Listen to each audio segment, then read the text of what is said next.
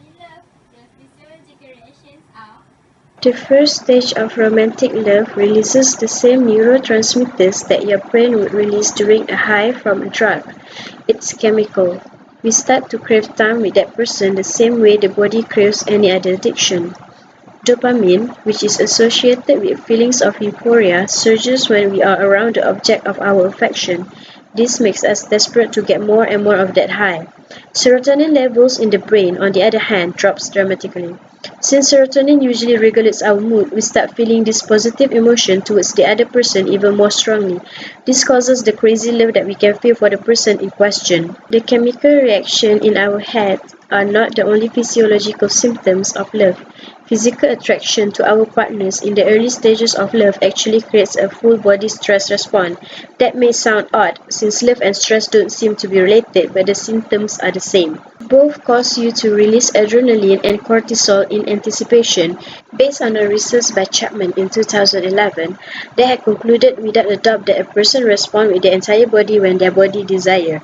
Adrenaline, also known as epinephrine, which is both a neurotransmitter and hormone, is released from the adrenal medulla during the fight-or-flight response. Researchers also concluded that there are three types of other chemical reaction in the brain, which is endorphins, oxytocin, and also vasopressin.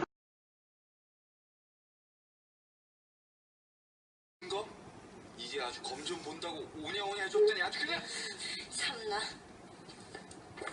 내가 누구 때문에 이 점이 생기고 누구 때문에 귀신을 보는데요.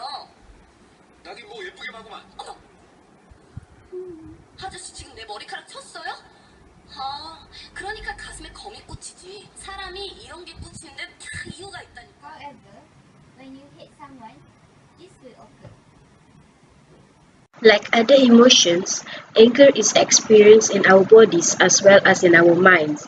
In fact, there is a complex series of physiological events that occurs as we become angry. The amygdala is the part of the brain responsible for identifying threats to our well-being and for sending out an alarm when threats are identified that results in us taking steps to protect ourselves.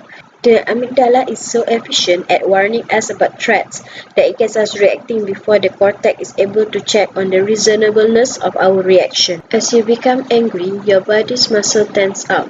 Inside your brain, neurotransmitter chemicals are released, causing you to experience a burst of energy lasting up to several minutes. This burst of energy is behind the common angry desire to take immediate protective action. According to a research by Jones, there are a few research shows negative emotion like anger often associated with increased left frontal activity because negative emotion relate with left frontal cortex while positive emotion associate with right frontal cortex. According to a research, during anger evocation, testosterone has been found to be associated with anger and aggression in humans. In this research, testosterone treatments have been found to decrease withdrawal responses in a number of species. It is also be associated with increased left frontal activity and increased approach tendency because the approach motivation function of the left frontal cortex are released and not restrained by the withdrawal system in the right frontal cortex. Generally, when an individual becomes angry, they experience some form of physiological sign. These include the following.